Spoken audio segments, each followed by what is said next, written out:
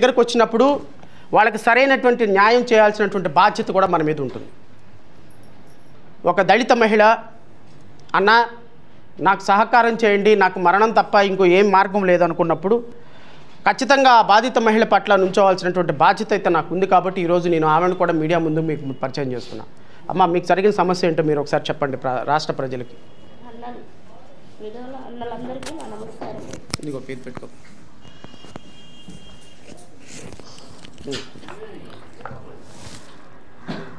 అన్న, మీ అందరికి నా నమస్కారం. నా బాధ మొత్తం తీరేదాకా మీరే అందరికి తెలియజేయాలన్నా నేను చెప్పే బాధ.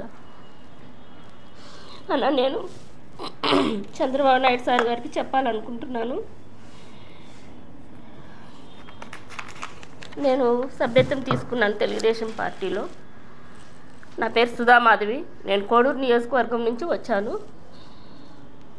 మేము మొన్నంతా ఎలక్షన్ కోసము చాలా కష్టపడాము. ఆయన జైల్లో ఉన్నప్పుడు చంద్రబాబు నాయుడు సార్ గారికి, లోకేష్ సార్ గారికి, పవన్ కళ్యాణ్ సార్ గారికి శిరసు వచ్చి నమస్కారం చేసి నా బాధ చెప్పుకుంటున్నాను. దయచేసి మీకు తెలిస్తే నా బాధ తీరుస్తారని ఆశతో ఈ చిన్న ప్రయత్నం చేస్తున్నాను. అది సార్ లేకపోతే అది కూడా నాకు చేసేదానికి అవకాశం ఉండేది కాదు. మీ కాడికి ఆఫీస్ కాడికి రావాలని నేను ప్రయత్నించినాను ఎన్నోసార్లు, కానీ రాలేకపోయినాను. వచ్చే అవకాశం లేదు. నేను సార్, మీరు చంద్రబాబు నాయుడు సార్ గారు మీరు జైల్లో ఉన్నప్పుడు 53 రోజులు సార్ నేను నిరాహార దీక్ష చేశాను సార్. మా ఊరు మొత్తం, నియోజకవర్గం మొత్తం అందరినీ జనాలు తీసుకుపోయి నిరాహార దీక్ష చేసి మీకోసం నేను ఎంతో కృషి చేశాను సార్. అయినా ఫలితం లేదు సార్. అదే కాకుండా సార్, బాబు సూర్తి భవిష్యత్ గ్యారెంటీ, సూపర్ 6 అన్నీ కూడా నేను పల్లె పల్లెకు సార్, చలనక ఎండనక వాననక 4-5 కార్లు జీవులు పెట్టుకొని ప్రతి పల్లికి అడవిలోకి కూడా పోయి సార్ మీకు జరిగిన అన్యాయం ఇంటికి పోయి చెప్పాను సార్. సార్ మనం ఎట్ట తిరిగి గెలిపించుకోవాలా, సార్ జైల్లో నుంచి బయటికి రావాలంటే మనమందరం బోటేసి సార్ని గెలిపించుకొని మనం బయటికి తెచ్చుకోవాలని ప్రతి ఒక్క ఇంటికి పోయి సార్ తెల్లవారుజామున మళ్ళీ వాళ్ళ పనులకు పోతారని అన్ని ప్రోగ్రాములు చేశాను సార్. నేను మాకు టికెట్ ఇస్తారని తెలుసుకున్న వేమన సతీష్ గారు సార్, వేమన సతీష్ గారు మేము ఇవన్నీ చేస్తున్నాం కదా సార్, అవి తెలుసుకున్న వేమన సతీష్ గారు మా దగ్గరకు వచ్చి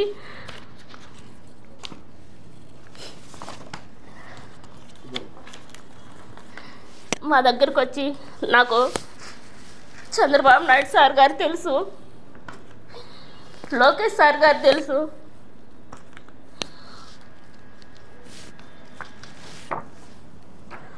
భువనేశ్వరమ్మ గారు తెలుసు, అందరూ తెలుసు అని చెప్పి మమ్మల్ని నమ్మబలికిచ్చి మాతో నిజంగానే టికెట్ ఇప్పిస్తాడని ఆశతో మేము పెద్దోళ్ళు సంపాదించిన ఆస్తి అంతా ఉంటే అదంతా అమ్ముకొని అక్కడ ఇక్కడ అప్పులు చేసుకొని, రైతుల దగ్గర అప్పులు చేసుకొని మొత్తం 7 కోట్లు జమ చేసి సతీష్ అన్న గారు చెప్పిన మాటలు విని ఇచ్చాం సార్. మేము చేసిన కష్టము కావాలంటే సార్ కోడూరు నియోజకవర్గం మొత్తం అడిగి కనుక్కోండి సార్. సెంగల్ రైడ్ సార్ని అడగండి, జగన్మోహన్ రాజు సార్ గారు ఉన్నారు కదా ఇప్పుడు, ఆయన కూడా అడగండి, విశ్వనాథ్ నాయుడు సార్ని అడగండి, ప్రతి ఒక్కరిని సార్, తెలుగుదేశం నాయకులు ఎవరున్నారు అందరిని అడగండి సార్. మాకు జరిగిన అన్యాయం ఇది నిజమా అబద్ధమని తెలుసుకొని మాకు న్యాయం చేయండి సార్.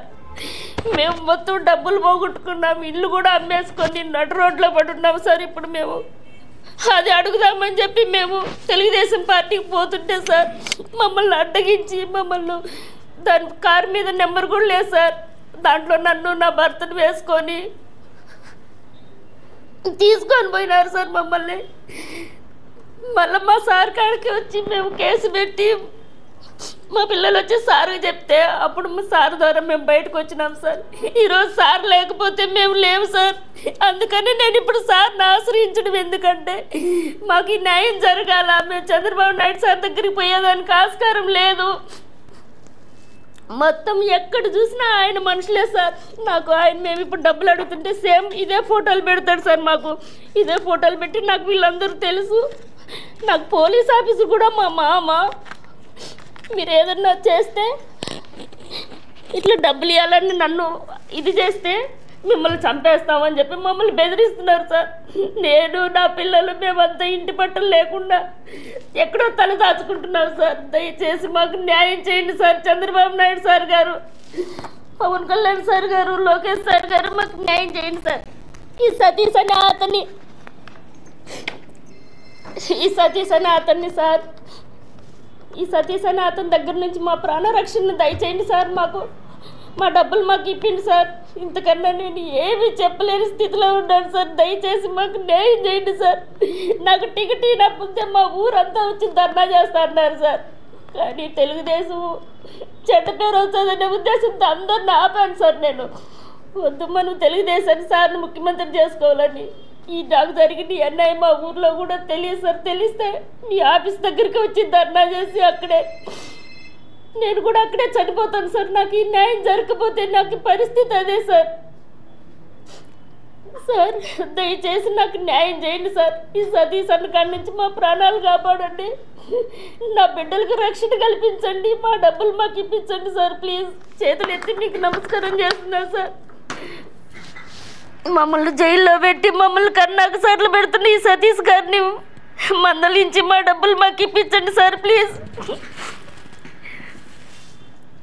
మీ పార్టీ కోసం ఇంత చేసినా మాకు ఏం అసలు ఎంత కష్టపడ్డామో కోడూరు నియోజకవర్గం మొత్తం అడగండి సార్. ఇంత కష్టపడి ఇంత చేసి ఈరోజు మేము ప్రాణాలు కాపాడుకోవడానికి మేము ఇచ్చే డబ్బులు అడిగిన దానికి మమ్మల్ని ఈ విధంగా చిత్రహింస పెడుతున్నారు సార్. మేము ఏం చేయలేని దిక్కులేని స్థితిలో ఉన్నాం సార్. దయచేసి వీడియో మిత్రులందరూ అన్నగారు మీకు శిరసు ఉంచి నమస్కారం చేస్తున్నాను. ఈ వీడియో ప్రతి ఒక్కరికి చేరేటట్టుగా నాకు జరిగిన అన్యాయం ఏ కర్తకు జరగకుండా, ఏ నాయకులకు జరగకుండా, ఏ ఆడబిడ్డకు జరగకుండా దయచేసి మీరే దీన్ని నాకు న్యాయం చేసేట్టుగా చేస్తారని మీ పాదాలు పట్టుకొని అడుగుతున్నాను. అందులో సార్ టికెట్ ఇప్పిస్తానని చెప్పి ఇప్పించుకున్నారు సార్ సతీష్ అన్న గారు. ఇప్పుడు అడుగుతా అంటే సార్ ఫోన్లు చేస్తే రిప్లై ఇవ్వడం లేదు సార్. వాళ్ళ అనుచరులతో చంపేస్తాను అది ఇదని మమ్మల్ని బెదిరిస్తున్నారు సార్. క్యాష్ రూపంలో ఇచ్చామన్నా. మళ్ళీ 50 లక్షలు మాత్రం ఆయన ఏదో భూమి కొనుక్కుంటే ఆయనకు వాళ్ళ భూమి కొన్నదానికి డౌన్ పేమెంట్ వేయమంటే వేసామన్నా. 50 లక్షలు 50 లక్షలు వేసినట్టు ప్రూఫ్స్ ఉన్నాయి. అవి డబ్బులు ఇచ్చింది మాకు. మేము ఇప్పుడు ఆస్తులు కొన్నాం కదా, మేము అమ్ముకున్నాం కదన్న ఆస్తులు మావన్నీ, ఇల్లు స్థలాలన్నీ అమ్ముకున్నాం కదా. మేము అమ్ముకొని ఇచ్చిన డబ్బులు ఆ నెలలో మరో నెలలోనే అతను ఆస్తులు కొన్నాడు. మొత్తం మా ఆయనకి ఇవన్నీ ఇట్లా చేసి ఇదంతా చేసి మా ఆయనకు కూడా హెల్త్ బాగాలేదు. నా లివరు కిడ్నీ అన్ని ప్రాబ్లమ్స్ వచ్చినాయి. సిఎంసిలో ట్రీట్మెంట్ తీసుకుంటున్నారు. ఇప్పుడు మేము ఇంటికి పోతే కూడా అన్న మమ్మల్ని ఏం చేస్తాడో తెలియదు. మాకు ఏం జరిగినా ఇదంతా కూడా సతీష్ అన్నకే సంబంధం. సో వాస్తవంగా ఈ సమస్యకి సంబంధించి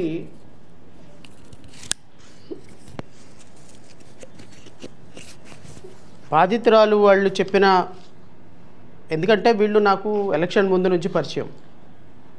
సో ఎంక్వైరీ చేసుకున్న తర్వాత నాకు తెలిసింది ఏంటి అంటే, వీళ్ళు డబ్బులు ఇచ్చేటప్పుడు 2.5 కోట్లు డబ్బులు ఇచ్చేటప్పుడు ఏదైతే ఉందో అది వీడియోల రూపంలో వీళ్ళు తీశారు. ఆ వీడియో కూడా ఆవిడ ప్రెస్కి రిలీజ్ చేస్తుంది కాసేపు ఆగిన తర్వాత 50 లక్షల రూపాయలు అకౌంట్లో వేశారు. ఇంకొక 50 లక్షల రూపాయలు ఆయన ఎవరికైతే చెప్పారో వాళ్ళ అకౌంట్లో వేశారు. ఆయన పిఏకి కొంత డబ్బులు ఇచ్చేటప్పుడు వీడియో తీశారు. 1.5 కోట్ల వీడియో తీశారు. మొత్తానికి ప్రాథమికమైనటువంటి దీంట్లో మెసేజెస్, ఆయన పెట్టినటువంటి మెసేజెస్ అవన్నీ స్క్రీన్ షాట్లు కూడా ఉన్నాయి. వాటన్నిటి మీద ఖచ్చితంగా ఒక ఎస్సీ మహిళ ఈరోజు పాప వాళ్ళకి ఏదో ఆస్తులు ఉన్నాయి, ఆ ఆస్తులు అమ్మేసి టికెట్ వస్తుందని ఆశపడి ఇచ్చారు. నేనేమంటానంటే తెలుగుదేశం పార్టీ నాయకుల్ని, టికెట్లకి డబ్బులు అమ్ముకునే సంస్కృతి మనకి మొదటి నుంచి ఉంది. ఎందుకంటే మొన్న తిరువురు ఎమ్మెల్యే చెప్పాడు కదా, 5 కోట్ల రూపాయలు అకౌంట్లో వేశాను అని. ఆయన కేసుకి ఏం కేసుకి పెద్ద తేడా ఏం లేదు. ఆయన ఎమ్మెల్యే ఎంపీకి డబ్బులు వేశాడు, ఈయన ఇంకొకరికి డబ్బులు వేశారు. వాస్తవాలు ఏదో విచారణ చేయండి. లేదు రేపొద్దున వాళ్ళు ఏమన్నా ఇబ్బందికరమైన పరిస్థితుల్లో ఏమైనా నిర్ణయం తీసుకుంటే సూసైడ్ చేసుకునే